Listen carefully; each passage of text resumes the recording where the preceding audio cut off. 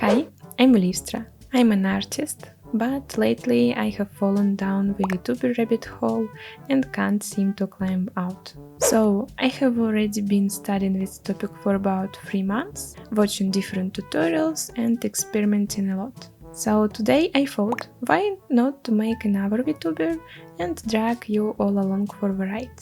To keep things from turning into a never-ending saga, I'm splitting this project into 2 videos. In this one, I will focus on drawing VTuber, and in the next one, I will show you the rigging process. Oh, and a quick disclaimer, this is not a tutorial, it was made only for entertainment purpose, so forgive me if I make something incorrect.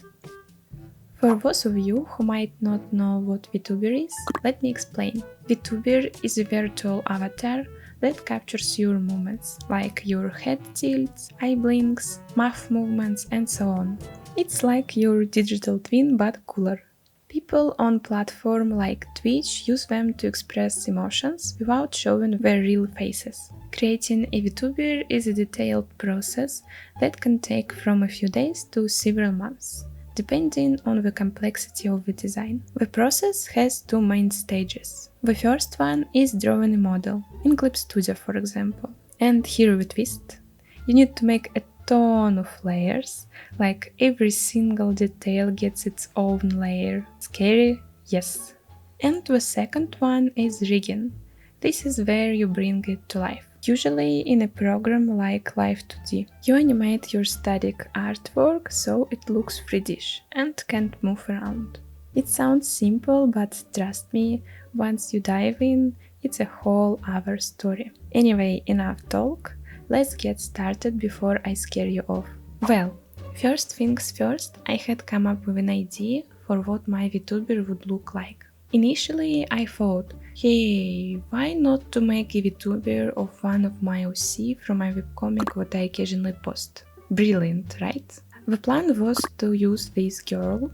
She is a sorceress. But spoiler, things didn't exactly go as planned. I redrew her so many times, but nothing felt right. It was like, nope, not good enough. Nope, still not it. Nope, she deserves better. After hours of struggling, I finally gave up and had this dramatic moment of saying, bye-bye, Linven. I hope you forgive me. I made a VTuber for your little friend instead, and now it feels like I'm abandoned you. Good news, she forgave me. So I moved on and spent the next 2 hours on Pinterest, spiraling into an endless black hole of inspiration until I found an idea I actually liked.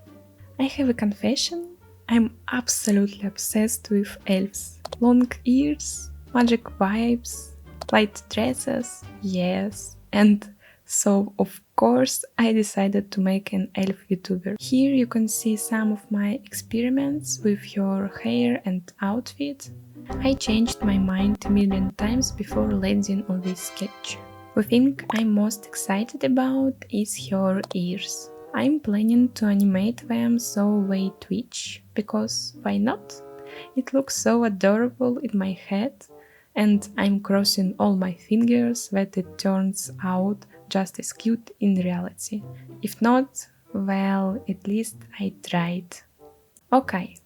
Now it's time to pick a color combination. After some serious deliberation, I came up with 3 options. But of course I can choose only one. Let's go through them. Honestly, I love the dress color, but the dark hair feels a bit too heavy for an elf. She's giving mysterious forest queen vibes, but I was aiming for cute magical peach.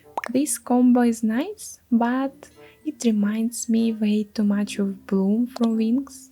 Don't get me wrong, I was a huge Bloom fan as a kid, but I think I have had enough of that color palette for one lifetime. And the last option, it's cute but again a bit heavy. So I decided to mix some things up, add a gradient and voila! I ended up with this. and oh my gosh, I'm obsessed. It's soft, magical, and honestly, it reminds me of a peach. Who doesn't love these beige pale shades? Okay, so now we're gonna to make the final clean artwork. Let's talk about our strategy. Some people like to draw a final art first, then separate it into parts and place them on different layers, adding any hidden details afterward. Others prefer to work on separate layers from the beginning, staying organized like a true perfectionist. And then there is the chaotic group who mix both methods depending on their mood or level of frustration. Normally, I'm in team separate layers from the start because it's neat and logical. But let's be honest, when things don't work out, I occasionally rage quit into the team, just draw it all and figure it out later. Well, I'm starting with the head.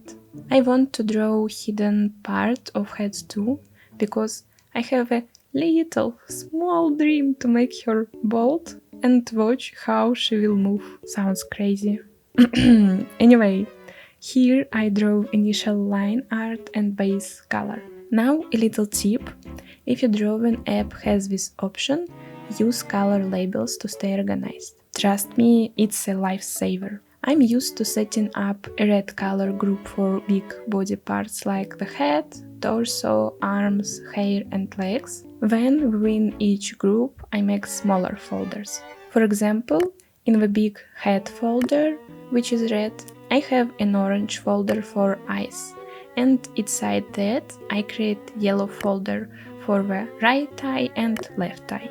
I repeat this process for every part of body. It really simplifies everything in the long run, especially when you're near the end and you're surrounded by a million folders. Trust me, future you will be sending thank you notes to you for all this organization. Next, I will focus on her face and eyes.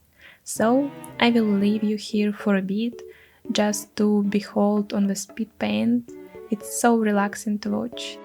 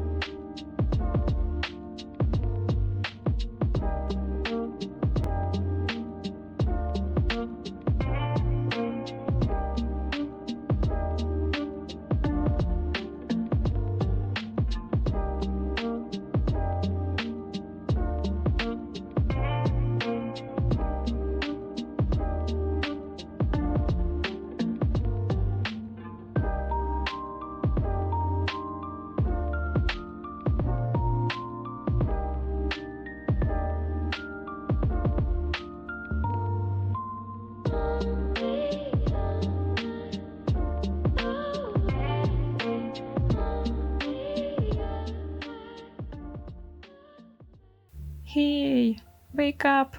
Don't sleep! We're almost all. Now I'm moving on the arms and torso, setting up some base layers for the next steps. But then I realize I still haven't finished with the ears, so back to the face I go. Now onto the back hair. At first it looks a bit strange, but don't worry, it's just her Gargon Medusa face. Soon we will leave it behind. It's important to fill in all the hidden parts of her hair behind to avoid any off-guard emptiness when she rotates her head and her back hair and body move. And I felt like I had to render her face again. Sorry for jumping around a bit. I really tried to focus on each part in order to make my storytelling flow smoothly. But hey, I'm an artist. This is how my brain works. Hope you get where I'm coming from. The sweetest part is her dress. I found a reference for how I wanted to look and tried to replicate it on her. Then an unexpected jump to the hair and back to the mouth again. For the mouth, I'm going to draw and hide the open mouth form with all the teeth, tongue sticking out. I decided to go for more realistic teeth this time, which is a big step for me, since I am used to just draw a white line for teeth. Let's just say this part was a struggle, but I pushed through. Name all layers to avoid further chaos, and move to the nose to fix it a bit. For the nose, I added this line to make it visible for left and right head tilts. But honestly, it didn't end up very useful this time. You will see why in the next part. Now I will finish up the remaining parts and add details, so sit back and enjoy the speed paint again.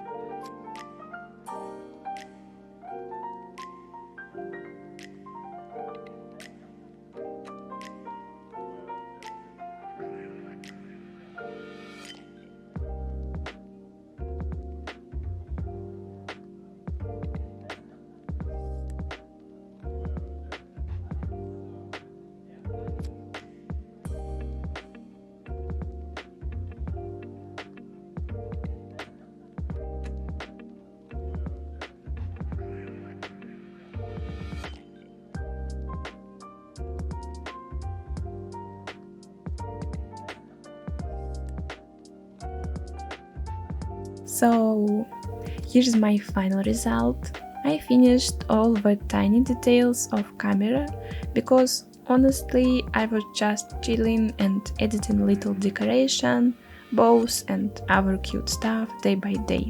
Little by little it all came together. Now I have a ton of layers, so many that I'm way too lazy to count them. In total I spent about 15 hours on this model. In the next video we will bring her to life. So like this video, subscribe to my channel, you will motivate me to post the next video sooner. I will be eternally grateful if you appreciate my efforts. That's all for now, see you soon!